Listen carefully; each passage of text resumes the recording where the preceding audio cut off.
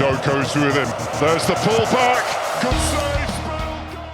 বিশ্বকাপের কোয়ার্টার ফাইনালে শেষ পর্যন্ত টিকে থাকতে পারল না বেলজিয়াম। ৮৮ মিনিট পর্যন্ত লড়াই করেও শেষ রক্ষা হয়নি। বদলি নেমে আবারও নায়ক মিকেল মেরিনো।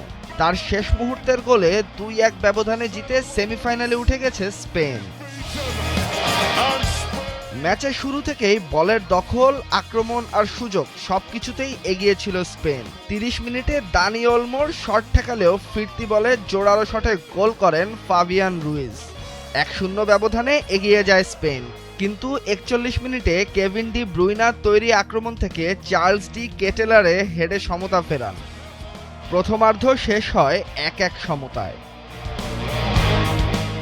দ্বিতীয়ার্ধেও একের পর এক আক্রমণ চালাতে থাকে স্পেন। বেলজিয়াম রক্ষণ সামলালেও ৮৮ মিনিটে আসে নাটকীয় মুহূর্ত। পাউ কুবার্সির শট বেলজিয়ামের বদলি গোলরক্ষক সেনে লেমেন্স ঠিকমতো ধরে রাখতে পারেননি। ফিরতি বলে ঝাঁপিয়ে পড়ে জাল কাপান বদলি মিকেল মেরিনো। সেই গোলেই ২-১ ব্যবধানে জিতে শেষ চারের জায়গা নিশ্চিত করল স্পেন। স্পেনের হয়ে দুর্দান্ত খেলেছেন Rodri, Fabian Ruiz, Lamine Yamal ও দানি ওলমো। পুরো ম্যাচে আক্রমণের চাপ ধরে রেখেছিল তারা। অন্যদিকে বেলজিয়ামের হয়ে ডি কেটেলারে, ডি ব্রুইনে ও কুর্তুয়া ভালো খেললেও শেষ পর্যন্ত দলকে বাঁচাতে পারেননি। এই ম্যাচের বড় টার্নিং পয়েন্ট ছিল থিবো কুর্তুয়ার চোট।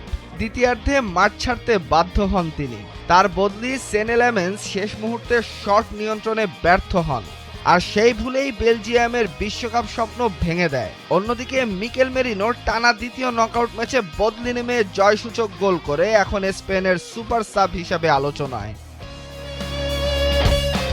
এই জয়ে ২০১০ সালের পর আবারও বিশ্বকাপের সেমিফাইনালে স্পেন। এবার তাদের সামনে ইউরোপের আরেক পরাশক্তি ফ্রান্স। প্রশ্ন একটাই, স্পেন কি এবার দ্বিতীয় বিশ্বকাপ শিরোপার আরও এক ধাপ কাছে চলে গেল? তাহসিনুল বাকি ফাহিম, ভোরের কাগজ।